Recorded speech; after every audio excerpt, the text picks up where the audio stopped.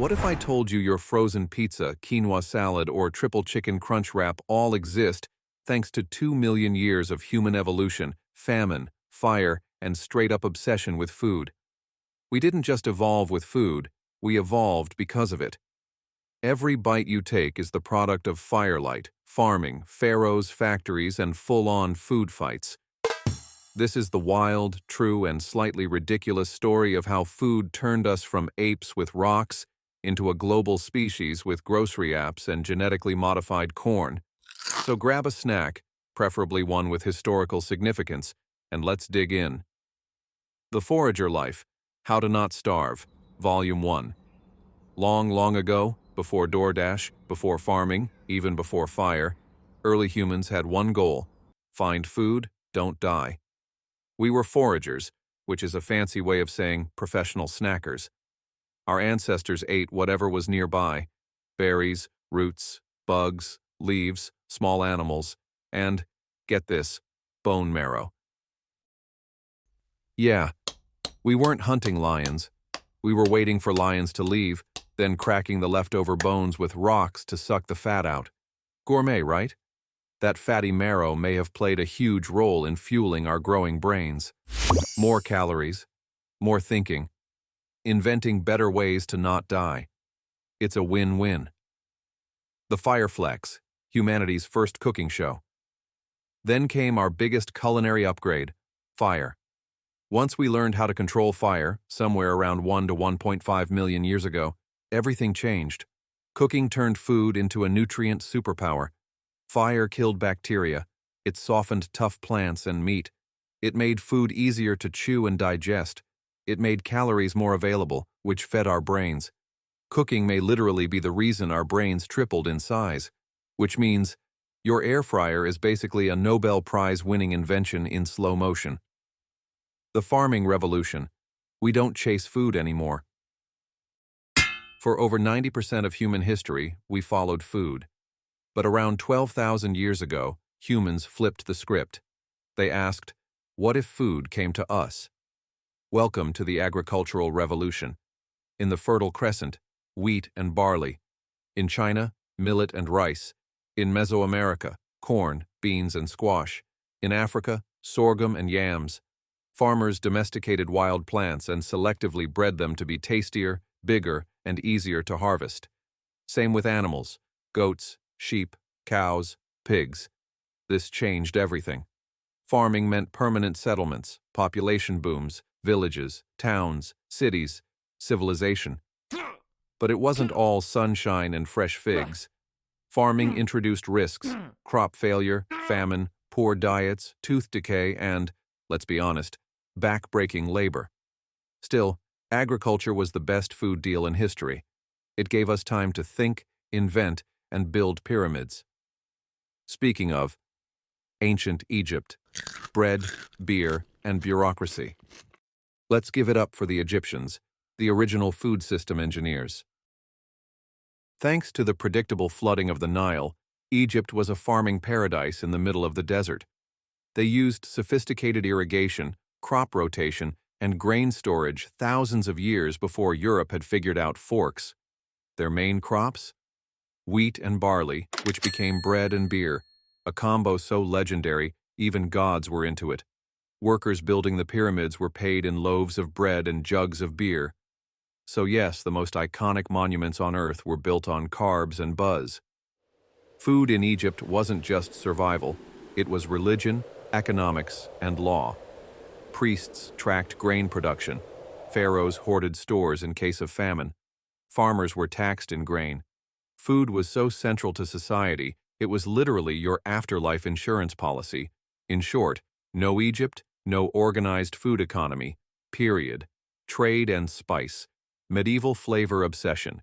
Jump ahead to the Middle Ages, and suddenly Europe is trading, conquering, and very bored with boiled turnips. Enter the spice trade. Spices were so valuable that black pepper was called black gold. Cloves, cinnamon, and nutmeg were worth more than silver. Why? Because medieval European food was, well, gross. Spices made everything taste less like sadness. The demand for flavor pushed empires to sail across oceans, sparking the Age of Exploration and the Columbian Exchange. The Columbian Exchange, global buffet, with consequences. Suddenly, Europe gets potatoes, tomatoes, chocolate, corn, and chili peppers from the Americas. In return, the Americas get wheat, sugarcane, cows, pigs, and unfortunately, smallpox. This global trade of crops, animals, and diseases changed world cuisine forever. But it also destroyed indigenous food systems, fueled colonization, and forced millions into plantation slavery to feed Europe's sugar addiction. So yes, we got pizza, curry, and tacos, but also centuries of suffering. Food, meet power. The Industrial Revolution. Food goes full factory mode. By the 1800s, humanity decided that cooking was great, but mass-producing food was better. Canning made meals shelf-stable. Refrigeration preserved perishables. Trains and ships created long-distance supply chains. Synthetic fertilizers supercharged crop yields. Cities exploded with people, and so did the demand for cheap, fast, reliable food. Enter the processed food era. Twinkies, tinned meat, cereal, margarine, the works. For the first time, food could be produced by machines, preserved for months, and shipped globally. You didn't need a farm, just a factory and a label. The 20th century. Convenience over everything. After Wubby-Woo, the world went full convenience mode. We got frozen TV dinners, instant noodles, fast food chains, drive-through culture. By the 1980s, food was fast, cheap, and everywhere. But there was a catch. It was also nutritionally bankrupt. Salt, sugar, fat, engineered for taste, not health. And while calorie access skyrocketed in rich countries, many parts of the world stayed hungry. How is that even possible? The modern paradox. So much food, so much hunger. Right now, we produce enough food to feed 10 billion people, but 828 million still go hungry. That's 1 in 9 humans. Why? Here's the breakdown. 1. Poverty food isn't the problem. Money is. If you can't afford to buy food, it doesn't matter if the grocery store is fully stocked. In low-income nations, even basic staples can cost more than half a person's daily income. 2. Food waste. We throw away nearly a third of all food produced. That's 1.3 billion tons every year, lost in farms, warehouses, supermarkets, and our fridges. Meanwhile, people starve. Makes no sense, right? 3. Climate change. More floods, more droughts, more failed harvests. Climate change is killing crops, drying rivers, and forcing farmers off their land. And guess what? Poor regions get hit the hardest, despite contributing the least to global emissions. 4. Conflict wars destroy farms, markets, roads, and storage systems. From Sudan to Gaza to Ukraine, conflict disrupts entire food systems, and hunger becomes a weapon. 5. Corporate control. Here's the part most people don't know. Just a handful of megacorporations control most of the world's food supply. 4 companies control over 70% of the global grain trade.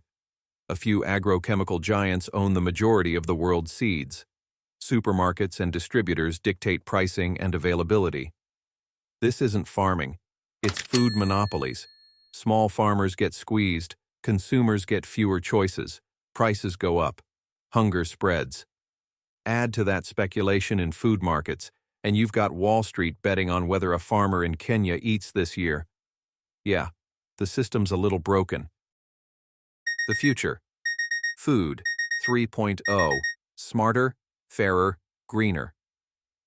But here's the good news. People are waking up. Vertical farms grow lettuce in skyscrapers with 90% less water.